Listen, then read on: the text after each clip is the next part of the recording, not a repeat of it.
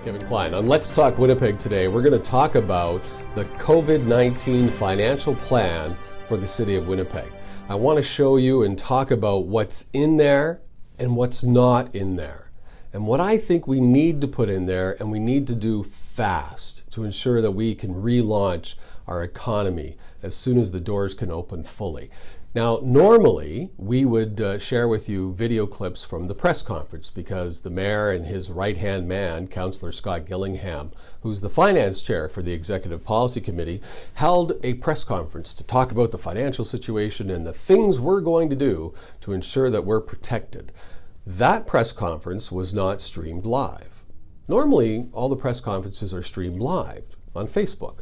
And we can get our details from that because we're not allowed to go down to the press conferences. And we've been using clips from those press conferences to communicate to you, to provide you the facts, so you can see what politicians are saying or not saying. Oddly, this one was not streamed. Now, we're trying to find out if it was a technical error or if quite possibly it was just a mistake. But what we can tell you is what we heard in the media from Councillor Scott Gillingham. First and foremost, he, like the mayor, immediately goes to the fact that our budget will be balanced. Well, here's the facts. I want to clear that up for you. We are required by law, municipalities, not just Winnipeg, municipalities are required by law to have a balanced operating budget. That's the law. We don't have a choice. So it's not due to the great work of our finance team or of elected officials. It's not due to our forward thinking or our zero-based budget review and our attention to detail in budgeting. It's the law. But we take you there because we want you to think we're great, right? Let's focus on balanced budget, so you don't really think about all the other things that are going wrong. And what they're not telling you is that during this administration's time, for a lot of these elected officials and chairs on the Executive Policy Committee, the debt at the City of Winnipeg for infrastructure projects and what I call legacy projects to get reelected has doubled. It has gone from approximately $700 million to $1.4 billion in 7 to 8 years. Wow. That's incredible. That's a discussion for a different day. But don't you think it's interesting that elected officials and colleagues on the Executive Policy Committee will not talk to you about that? And it's really not that hard.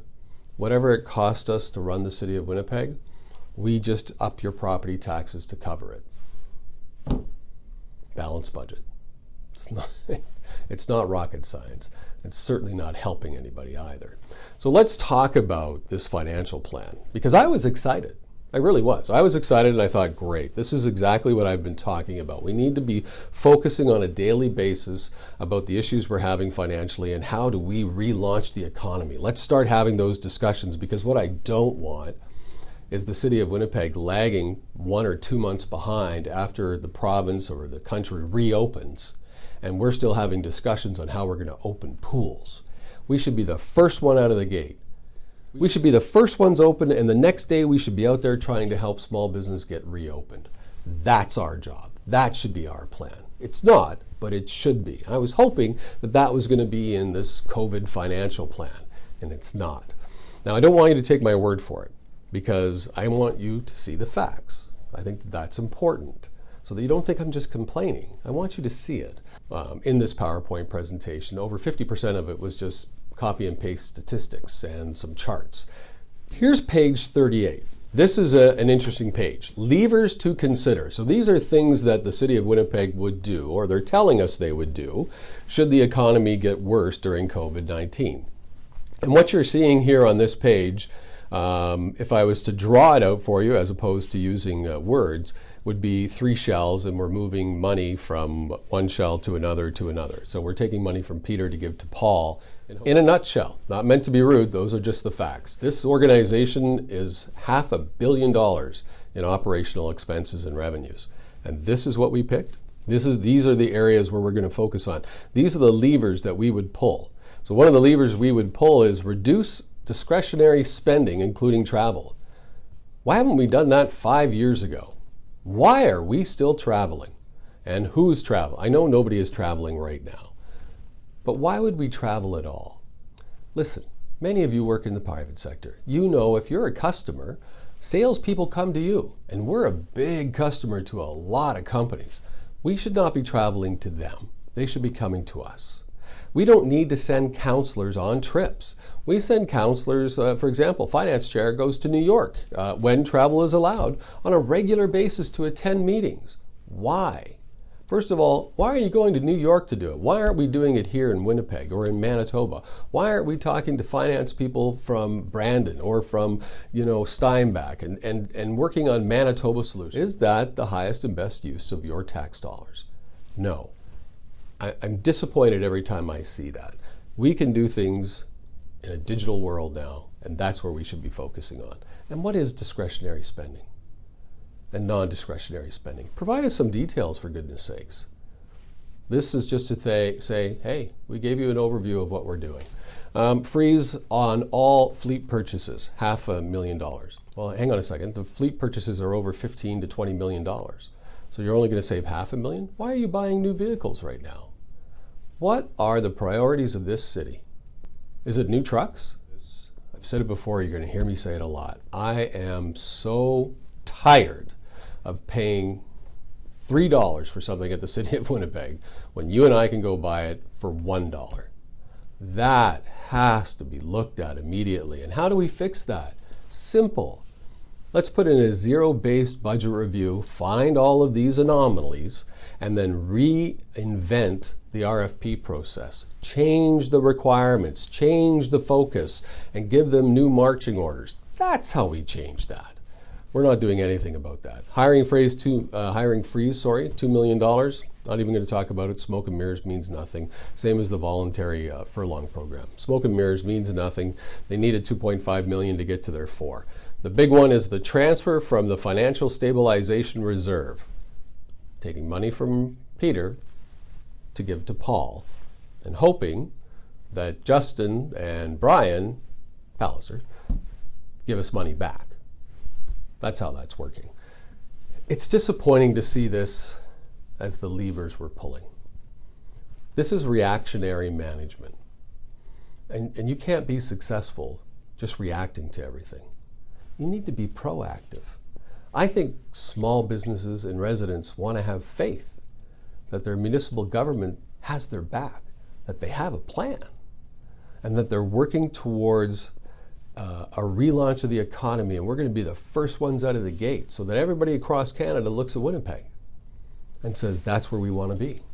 Let's take a look at the last slide. This one really bothered me. This is the big one, really, in my opinion as well, because this is the next steps. Here's page 40 from our presentation. Let's look at the next steps for a billion-dollar organization that is absolutely facing financial issues because of COVID-19. We will continue monitoring our financials. Aren't we doing that now? Do we not do that on a daily basis? Is that really a next step? Budget impacts, we're going to monitor that. Fantastic. Well, that is monitoring your financials, right? So it's all part of it. As you can see, these are subsections to that. The Destination Marketing Fund. We need to focus on marketing to Manitoba and the rest of Canada. International travel. Tourism is a big deal. And it does make us hundreds of millions, if not billions of dollars to the economy. But that's not going to be back to where it was pre-COVID for at least 5-6 years. At least that. And that's a global prediction.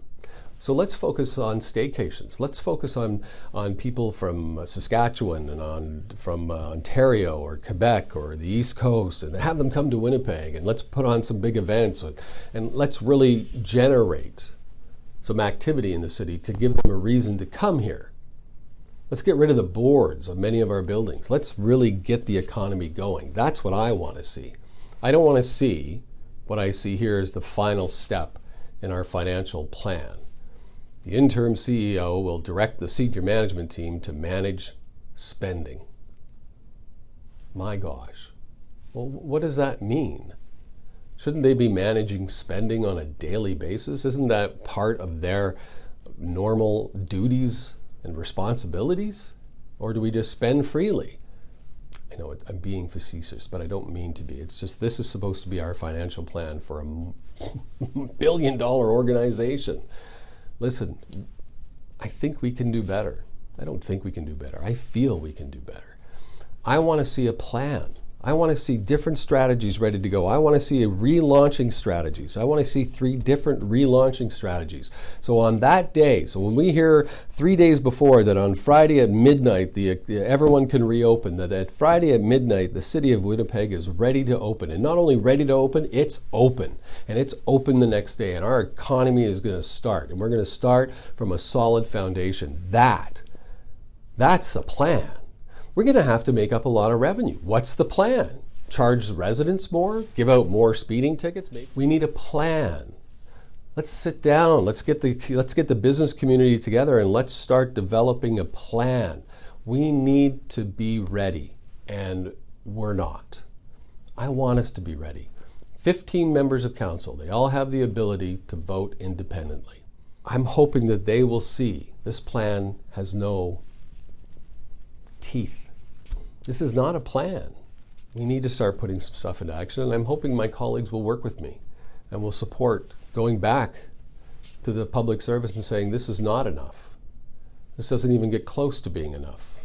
Let's get to work on this. Let's do more. Here's what we're looking for. How can we help you? What do we have to do to get a more robust plan, to use all the keywords they like to use?